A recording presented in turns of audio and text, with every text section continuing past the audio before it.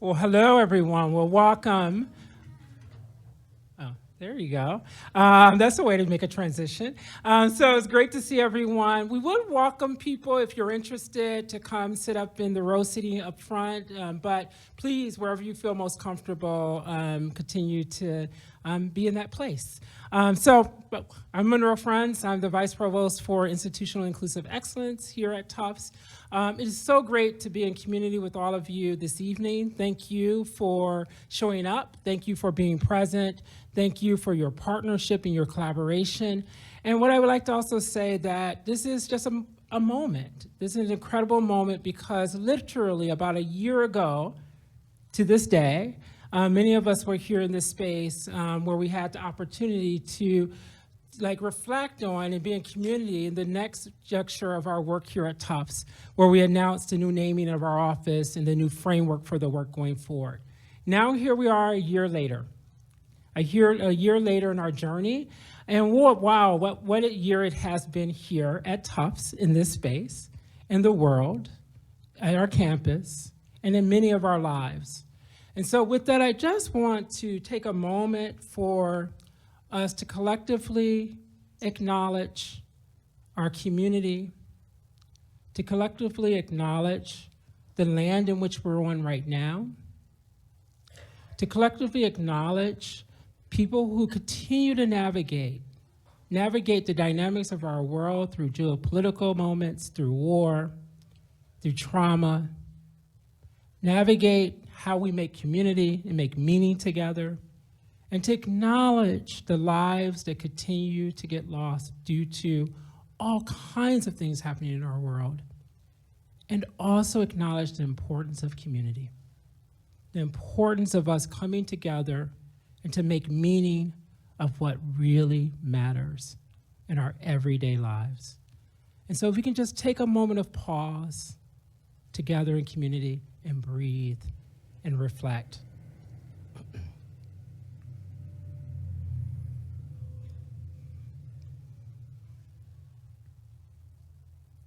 So once again, thank you. And we also have people on camera on our Zoom. I want to say welcome. Thank you for joining us virtually. It's always nice to you see how expansive our community can be and the importance of creating these opportunities for access. And so when we're allowed this space for people to join us remotely, we're actually creating more access. And to me, this is incredibly critical to this work if we're going to truly be inclusive.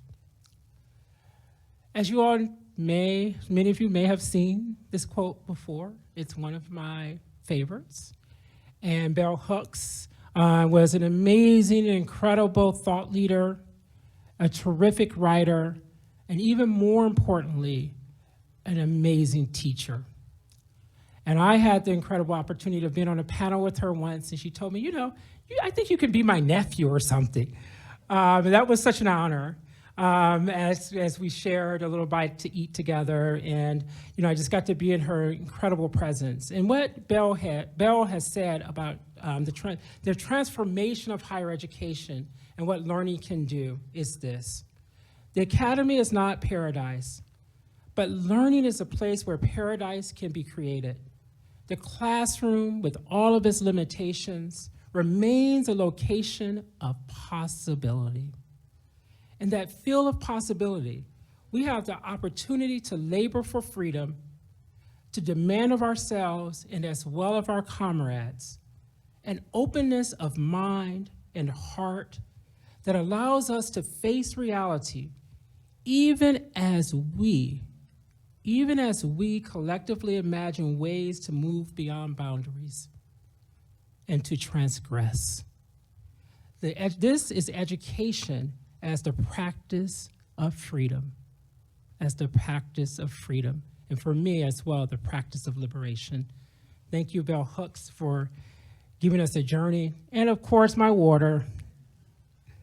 I probably share this water drop about 20 times a week. But to me, this is exactly what the work is about. It's about the fluidness of the work. It's about the possibilities of making difference and impact, sometimes about disruption. Sometimes in this work, we disrupt normative, historical practices that no longer serve us if we want to truly embrace a diverse and inclusive community. And it's also about the impact each one of us can make from our sphere of influence, that drop, the impact we can make.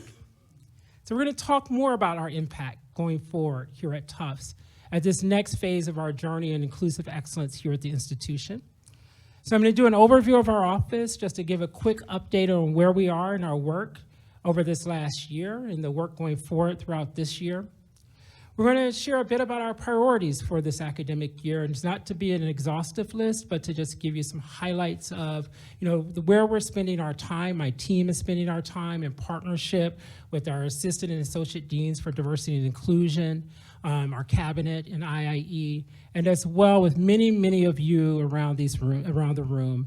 And then finally, I'm so very delighted to announce our strategic visioning process, which we're referring to as Elevate. And so I'm really, really excited to share more about that today. Here we go. So the Office of Institutional Inclusive Excellence, 1 year in terms of the renaming and the rebranding. Let me just start by saying, and I'm going to dive into this a little bit more in a moment, yes, we are still doing diversity, equity, inclusion, justice, access, and belonging work. Let me say it again. Yes, we are still doing diversity, equity, inclusion, justice, access, and belonging work. This is the framework that's going to continue to help us to catalyze the work that is informed by research, scholarship, and practice.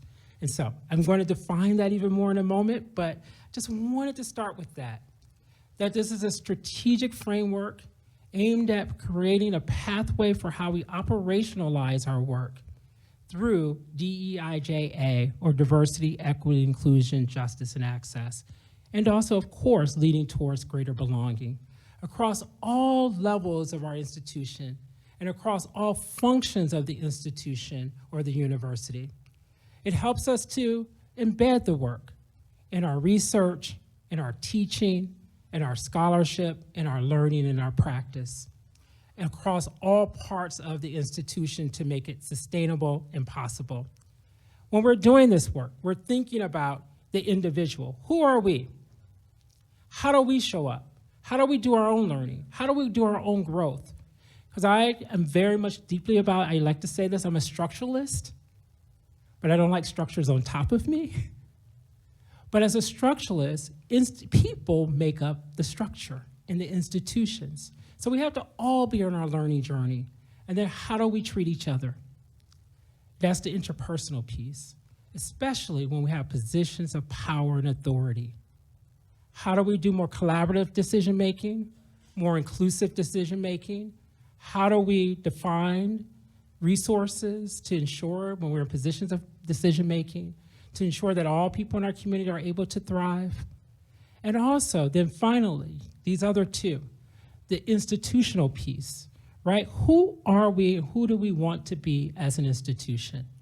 We're going to be embarking on multiple journeys this year to get us to better understand who we are and who we want to be, from the President's strategic visioning plan, strategic visioning process called Beyond 175, to our very own, and to some faculty visioning work we're going to be doing across the institution. So this is an opportunity, a dynamic opportunity for us to decide, who are we? And then finally, we're part of a larger structure called higher education in the United States and as well globally. And so how we think about developing leaders to go out into the world is a structural question. What world do we want to help create going forward? Tufts has been that light on the hill. How do we continue to embrace that light to create a sense of possibilities for all? This framework, where our work is deeply rooted in scholarship and research. So this framework has been developed by Dr. Roger Worthington and others, which is really at the cornerstone of my profession as a diversity officer in higher education, for how we think about bringing the work together in a very intentional, purposeful, driven and rooted in research and scholarship, because that's who we are as an institution.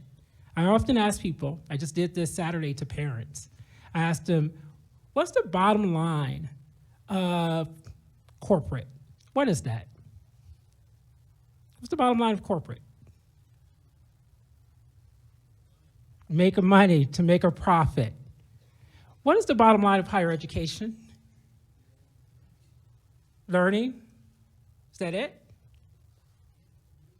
New knowledge? Or preparing for life? Society, preparing for society. See, this is the thing. We have many bottom lines, right? And for us, it's very important to use who we are to define the frameworks to drive our work. And so the Institutional Inclusive Excellence Framework creates that possibility because it's written and driven by scholars who work in this space. It has been tested. It has been tested and redesigned, right? It creates a framework for us to think about how we move forward the work in a scholarly, intentional way. Again, DEIJA, once more, is not lost. It's still here. It still exists. Some people will argue, and what studies are showing is that you shouldn't just say DEI, because usually most people who are everyday people in society that don't work in higher education or this field, they're like, DEI, I don't agree with that. But if you say diversity, equity, inclusion, they're like, oh, that's important. Because acronyms sometimes they're charged. They have history, right? And so for us, we didn't change the framework because of the attack and assault on DEI. Not at all, not at all, because we're gonna still use those words. But we wanted to put the framework, like we wanted to utilize a framework that talks about possibility, and that's intentional, that's rooted in scholarship and research. And DEIJA, it falls under there as well. And as we operationalize this work here at Tufts, and this is really important, because these pillars that we're using, I know everyone keeps telling me there's so many pillars across the institution. I hear you, we'll figure it out together. We're on a journey. But what I would say, our 4 pillars in IIE are developing people and leaders, informing and advancing policies and practices, creating and expanding resources and research, and as well, designing community-targeted educational programs. Not one of these as a standalone will create more equity and justice, but those together in conversation with one another is where we can see true possibility happen and impact happen. We'll continue to do this work through deep collaboration, so thank you for showing up. We'll continue to do this work in dialogue, which is at the cornerstone of us at Tufts. Those elephant ears, the listening, right? Who are we? How do we make sense together as a community? And then, for me, I consider myself as well a strategist. And so this work must be done in strategy, not just about making people feel good, which is important. But in order for the work to be sustainable, that it lives beyond each and every last one of us here in this room at Tufts, it has to have a strategy, a vision, a plan, and we'll be embarking on that journey together. I shared this last year, and it will continue to be how we drive the work in my office through embedding it in all facets. In order for us to have academic excellence, we must have inclusive excellence. To have research excellence, we must have inclusive excellence. It has to be embedded. I've worked with many organizations, and they'll say, I'll come in and I say, where's your equity and inclusion-based work? And they're like, oh, no, we don't define it that way, it's embedded. Embedded doesn't, and I'm looking around for it and I don't see any of it. So embedment doesn't mean make it go away. It doesn't mean dissolve it. But embedment means an intentional approach to how do we align our research and scholarly and our teaching and our learning practices and workplace practices with this idea of whose stories are not included in our scholarship, in our teaching, in our research. It's prioritized, right? Some of us are going to do more of it than others. But the question I always say, that 10% more.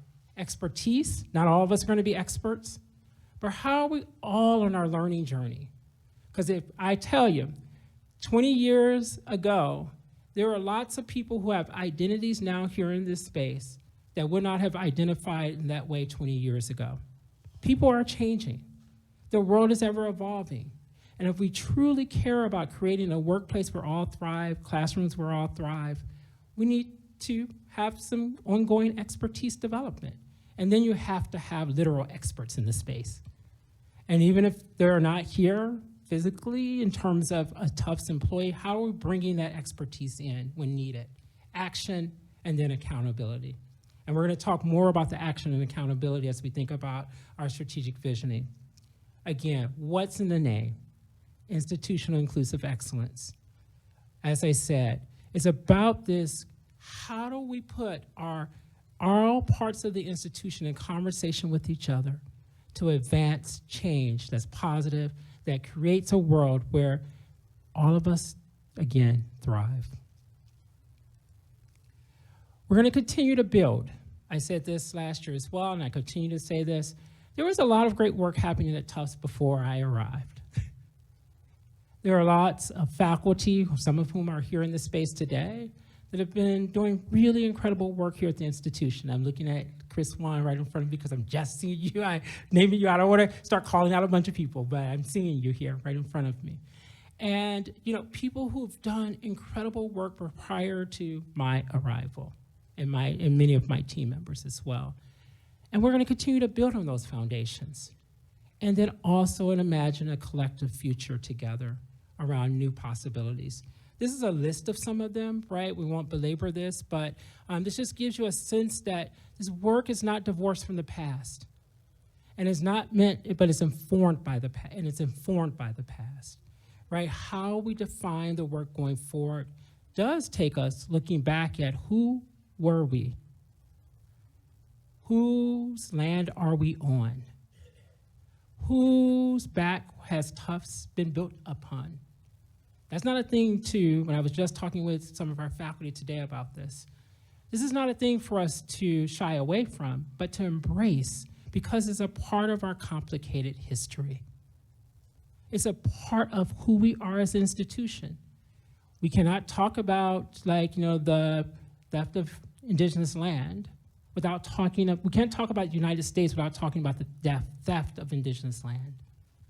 We cannot talk about the United States without talking about movements for freedom and liberation. We cannot talk about the United States without talking about all the brilliant inventions that have happened in the United States, nor here at Tufts. It's all a part of who we are. And we'll continue to build upon that to define new possibilities going forward. Enjoy, liberation, accountability, and most importantly, thoughtful, intentional transparency. Those hard conversations are not things we should shy away from. This is a part of a model if we're going to be in dialogue, and we're going to make dialogue a cornerstone of who we are. Transparent and truth-telling is not a bad thing. I am so thankful that I get the opportunity to work with really talented, dynamic, and thoughtful people, many of all of you, but specifically my team in IIE. These are who they are. So I'll just quickly, Lisa Bloom, if you're around, just raise your hand very quickly. Lisa's back there in the back. Thank you for all of your support and coordinating this evening. Naomi Bose, who oversees our dialogue work, who's sitting up here. Tiffany Enos, who's working on staff and administrative inclusive excellence. Then myself, hi, me. Tiffany House, who's here, who's working on our faculty, inclusive faculty work.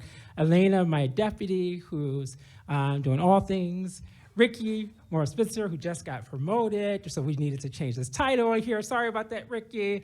Then Jasmine, who's my executive assistant, far in the back, out there doing all the great things that she does. And then Victor Jose, I don't think he could be with us tonight. He's feeling ill. So we have developed a team based on some team that were here before my arrival, and then we had transitions. Before I came in and as I came in, some transitions. So we used that opportunity and the resources that were existing to reimagine in the spirit of the work going forward. And also to make it more explicit. Who can you contact when you need support? and you want to collaborate, and you want to be a co-learner and a co-creator with. So that's the team. Quickly, I'm not going to go over all of these in depth, but this just gives you a sense of our priorities for the year. And we intentionally mapped them back into our pillars, right? Because the work we will do continuing going forward will be defined by these areas of prioritization in our work, the pillars.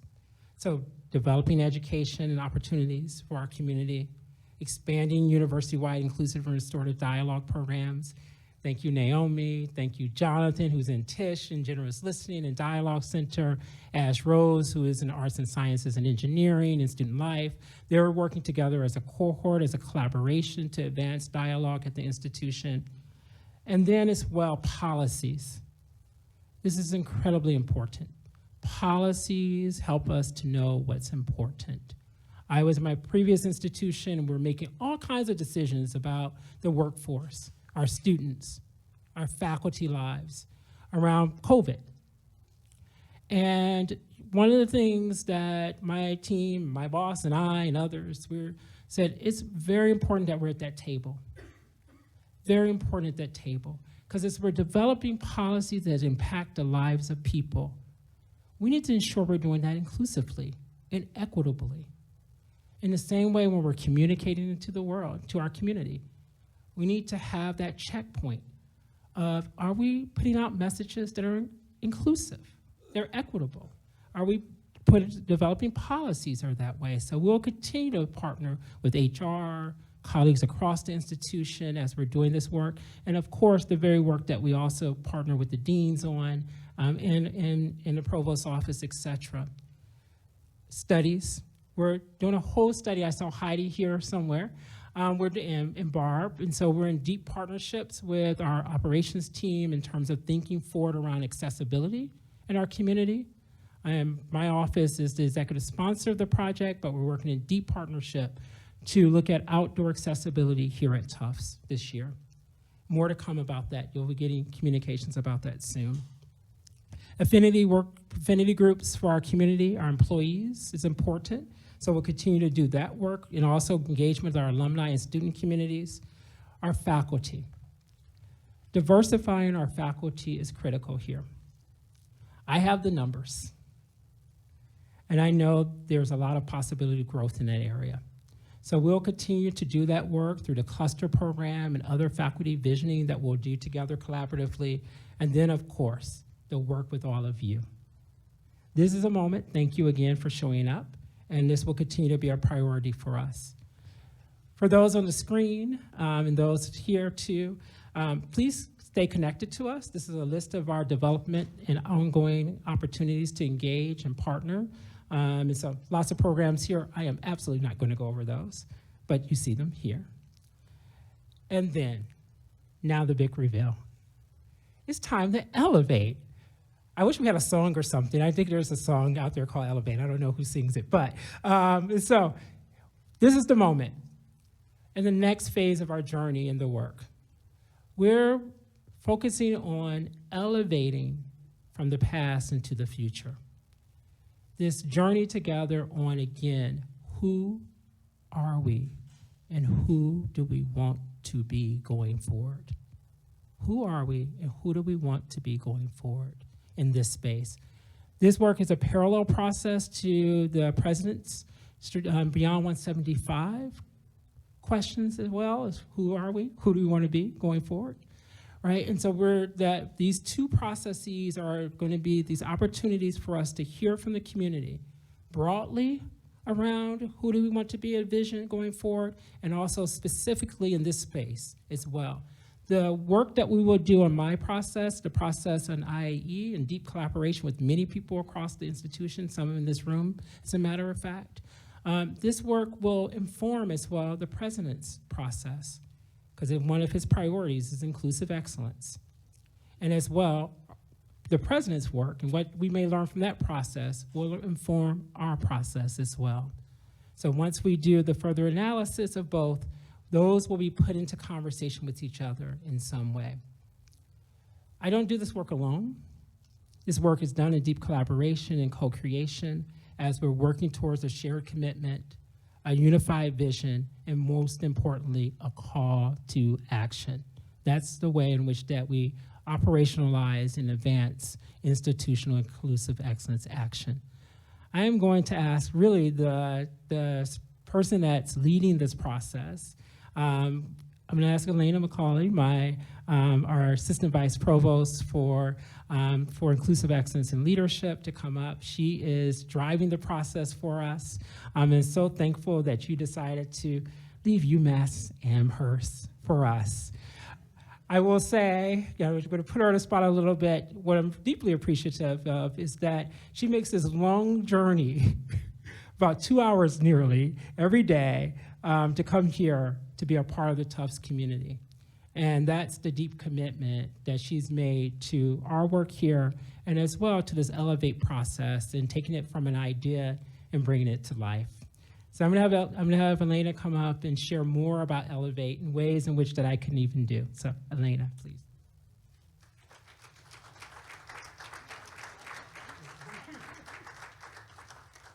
Thank you. I feel like I'm blushing now, which is awkward, but good to meet all of you and see you all on Zoom and in real life. As Monroe said, I drive 2 hours and 15 minutes one way to be with all of you, and I have 3 children at home who don't let me sleep. So I am very excited to be in community with you all to highlight one of the most exciting elements of my work right now is advancing this vision forward towards collective action that we all have the opportunity to be involved in.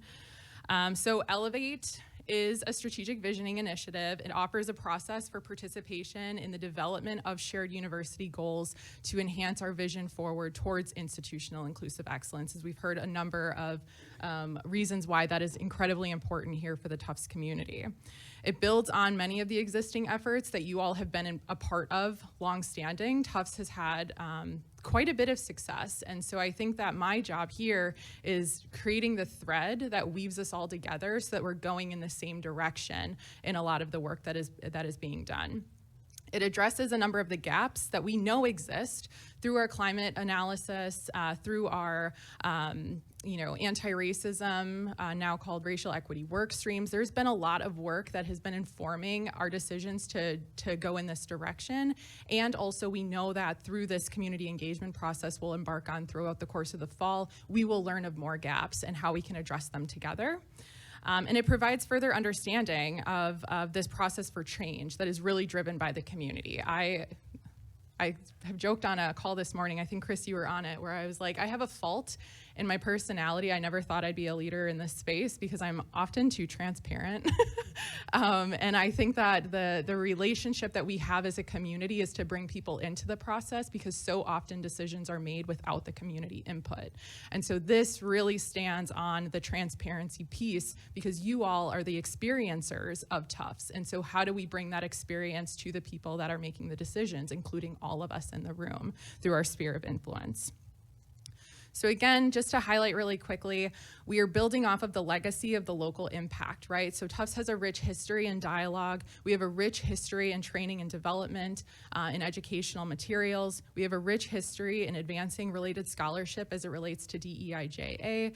We've done climate assessments. We've done work to understand the experiences and the lived experience. I'm a phenomenologist, so that's where my target line goes from. But like the lived experiences of all of the people within our community.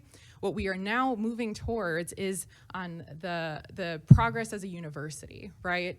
Oftentimes the work can feel like it's in one department, it is in one school, it is on one campus, in location. And so thinking about the ways in which we are bridging the gap for all of our communities to move forward jointly together. So building out that school infrastructure as we move forward in the process. And so utilizing the resources that we have now as a growing team to be able to advance us forward through your support. So what is our path forward, you ask? We are trying to, lofty tagline, which I will actually give credit to Colin Garrity for writing. We are mobilizing transformative change towards institutional inclusive excellence at Tufts, and it requires a shared vision and alignment of efforts. So again, we know what has happened, we know of the research, we know of all of these things. We just need to further define our direction forward. With that, I've also mentioned a number of times we will be leaning on the voices of the community, but we also have developed a number of teams to inform our process thus far. We have a pretty robust core team. I won't name all of the folks on here, but if you are a member of the core team, wave your hand. I see some of you here. Maybe some of you are online, I'm waving to you. And so we've brought together a core team that are really the chief drivers of the process internally to ensure that our processes are aligning with all of the other visioning that is happening. We have a lot of vision. We probably are at 2020 at this point. If you're an optometrist, I don't know. But we are really trying to see into the future of what Tufts can be. Similarly, we even have a far more robust steering committee.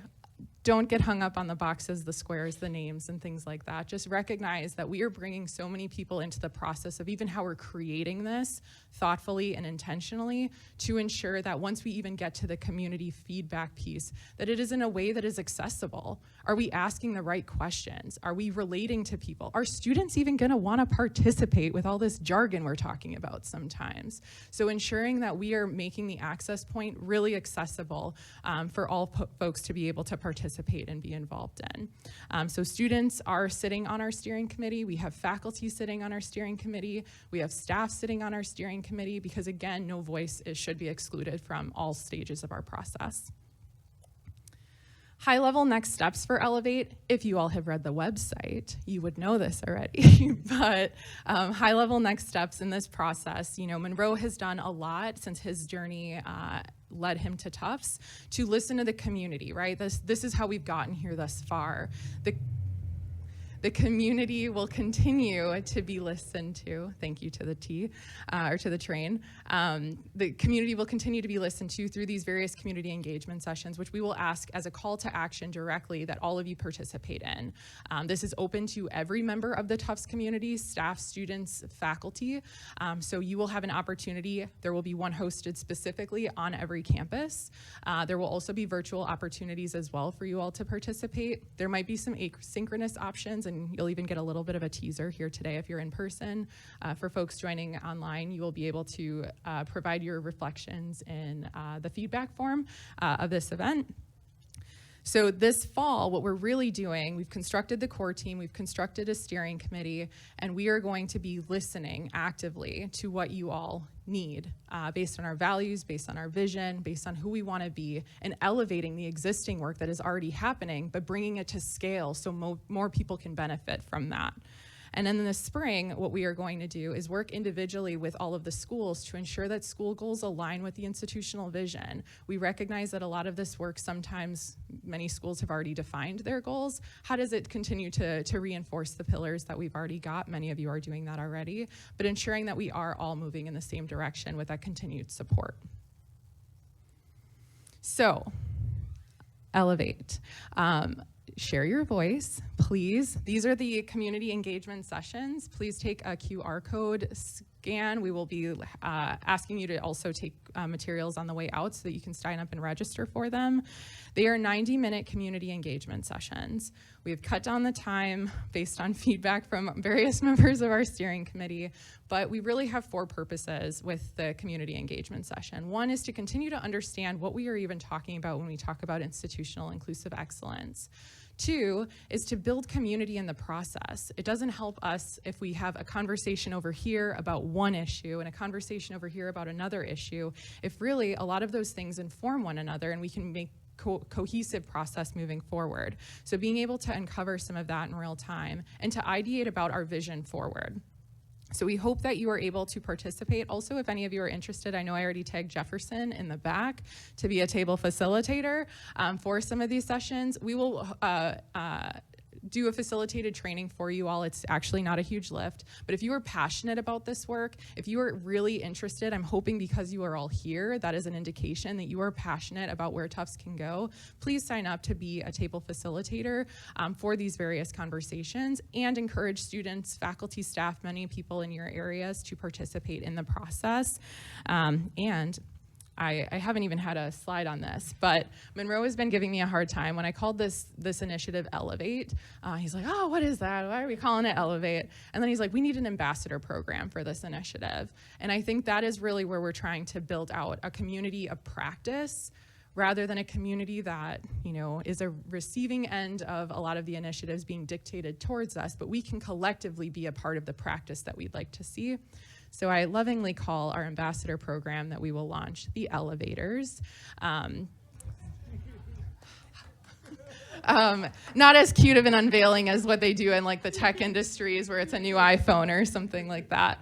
But the elevators will be a part of elevating our process forward. So I think really, you have to have collective action in order to see collective action, right? We're really trying to think about the ways institutional change can happen, and numbers matter in that process. So building out that cohesive group of ambassadors that are able to share in that process moving forward. So we ask for you all to share your voice. And I will turn it back over to Monroe. So this is important, right? We know a best practice is bringing community together and hearing the voices of the very people decisions will impact.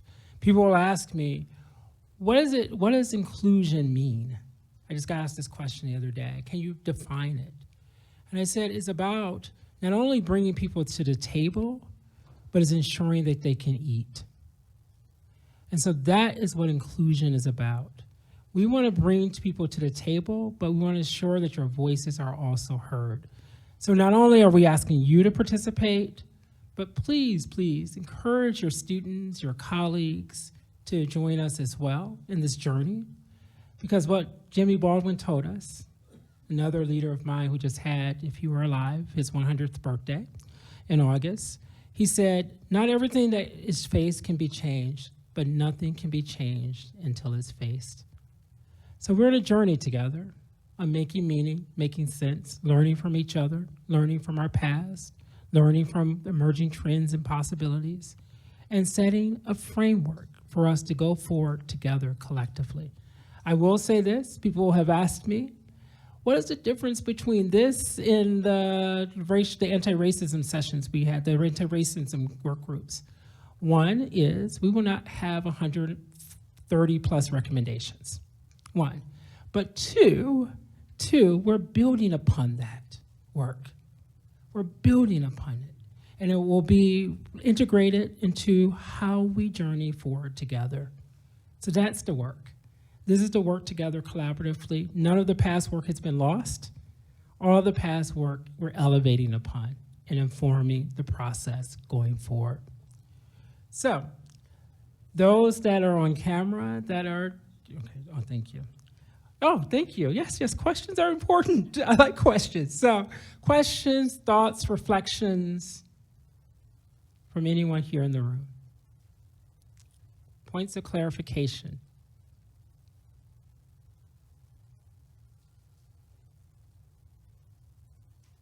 Yes. We think we have a mic coming. Best practice is to use a mic.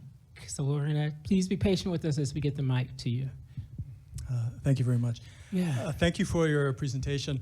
You mentioned in one of the slides that your office is also coordinating with the assistant and associate deans within each school. Can you talk more about that? What are they doing? What is your office doing? Yeah. So this is, so our cabinet, which are there are a number of the folks here. If you're an assistant or associate dean for diversity and inclusion on our cabinet, raise your hand. Thank you, Adrian. Thank you, Chris. Yeah. And so every school has at least one, with the exception of SMFA right now, but we're working on that. Sherry and I are in deep conversations with that. And their role is to do the work, localize the work in the schools, in their unit, in their schools, in partnership, deep partnership with my office. We just had a retreat last week where we did a lot of co-creation together, a lot of ideation together. We tested this process with them and got a lot of their feedback. We made adjustments based on that. As we go forward in the strategic visioning process, what will happen is that this semester into probably January, we will do the university-wide visioning together across all facets of the community. And then in the spring semester, we will work with the ADDIs, committees in the schools as well, because I know many schools have committees with the deans, with the EADs and academic deans, et cetera. We will work in deep partnership, but really being driven by the ADDIs, driving that work at the school level, and helping to then do the alignment and integration not sameness. So we'll have, like, say, for instance, we'll decide inclusive mentoring should be a key priority for the university going forward in the next 3 to 5 years. Then somewhere like, and I'm just because I'm seeing Adrian here, somewhere like Fletcher may say, okay, that's very important to us as well.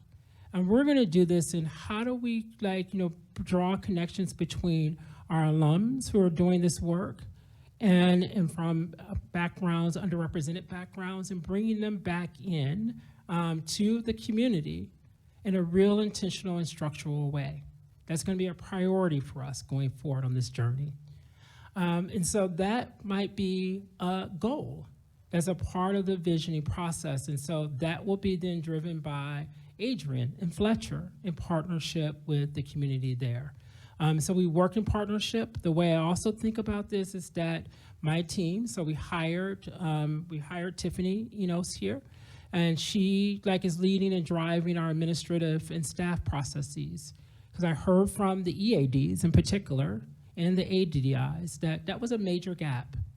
So we're here to also help close gaps, like in partnership, in collaboration, not a service model, but in partnership and collaboration to help close where gaps exist. And then finally, again, my team, we're here to set the strategic vision, but again, working in deep partnership across the areas of the schools, and the ADDIs really help us to do that.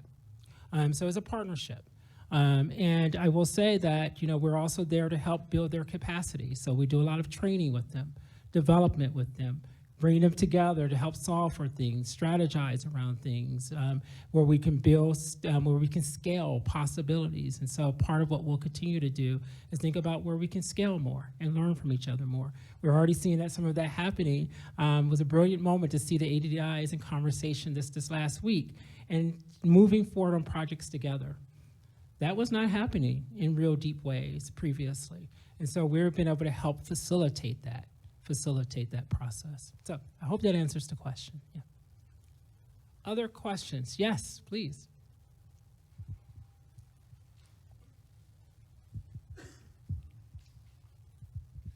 So thanks so much for your talk. I'm just wondering how you measure the impact of your work on the university. In other words, how do you determine that your work is creating greater inclusivity, That's a great equality, question. Diversity? That's a really, really important question. So we did this climate assessment in 2022 here at the university, where we learned from our staff and faculty and students about their experiences of living, learning, and working at the institution. And that is going to inform our Elevate process. So that's not lost. And the reason why I say that we want to set goals through this process that where we can measure the impact is why I want to set goals that are 3 to 5 year span. Because then in the next climate assessment, where the areas we've made priorities, we will develop a climate assessment that is in conversation with the goals so that we can then measure the impact. But let me say this, we shouldn't wait until then to measure the impact. So what we'll continue to do then in a really thoughtful way, planful way, are a set of pulse surveys where we're able to ask very specific questions, like again say if inclusive mentorship is an area that we decide to focus on. That then I would ask questions, a pulse around how is mentoring going here at the institution? And it may be just that one question. That's a pulse survey, very short, quick pulse of where we are around a very specific question. And then focus groups in between as well. Maybe some in some schools, focus groups about a particular program that we've invested in so that we can measure throughout. So these different iterative moments of where we're able to take a snapshot of where we are in the progress and where we've gone, and then this climate assessment, which you typically do those about 5 years is a best practice. Yeah. Yes, thank you. I've been told one more question.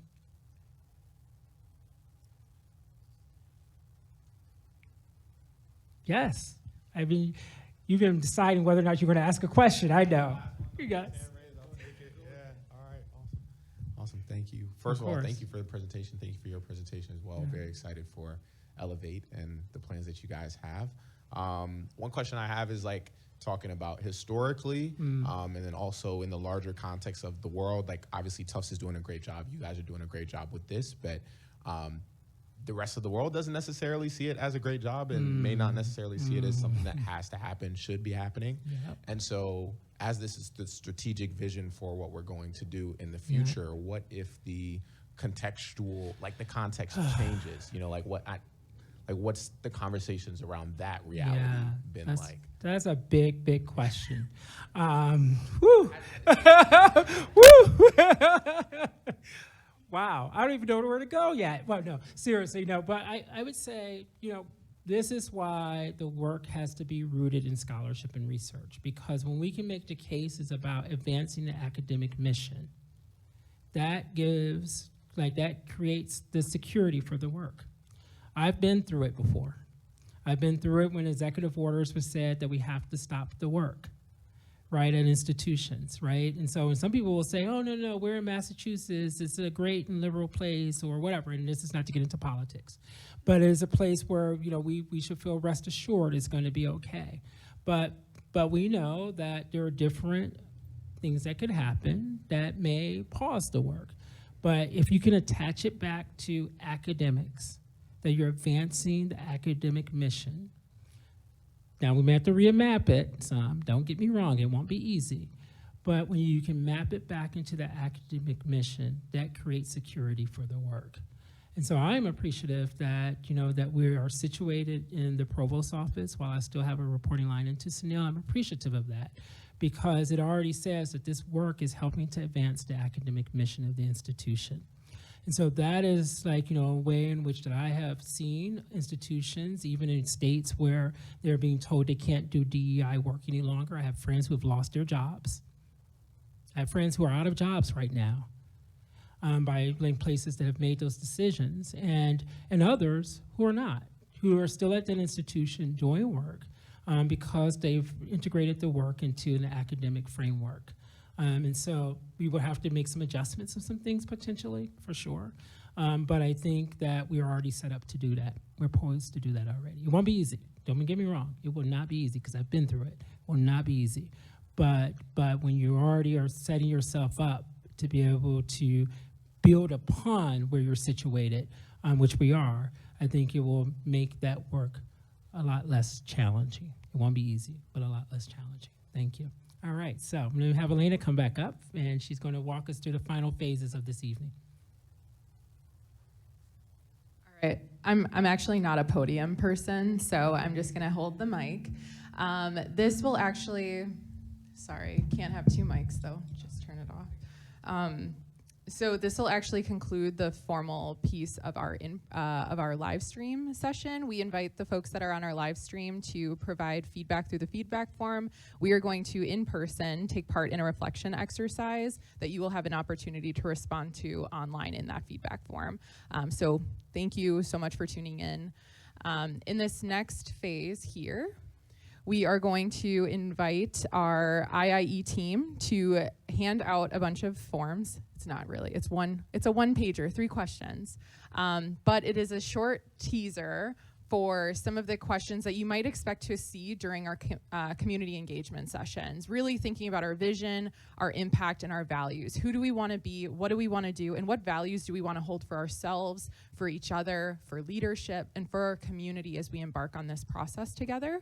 So these are the questions that we will be handing out to folks. It will also be in a sheet. And we're going to ask you to get into just quickly reflect on what you think of these questions or your responses to these questions. And then we'll call you to share with a person next to you, a person close to you. Introduce yourselves as well. We say we're trying to build community, and oftentimes we jump into action without actually being in community with one another. And so I'm just inviting you all to participate in this mini exercise. We'll only have about 10 to 15 minutes to do this right now. And I am actually quite proud. All of my team knows that I'm a weirdo nerd, and I was incredibly excited to find this image of a jumbo sitting in a tree reflecting. And I think it's an opportunity for us to really embrace the spirit of what it means to be in community with one another. Listen bigger than you speak. So we're going to take some time to reflect, and we'll invite you to be in conversation with one another. Thank you.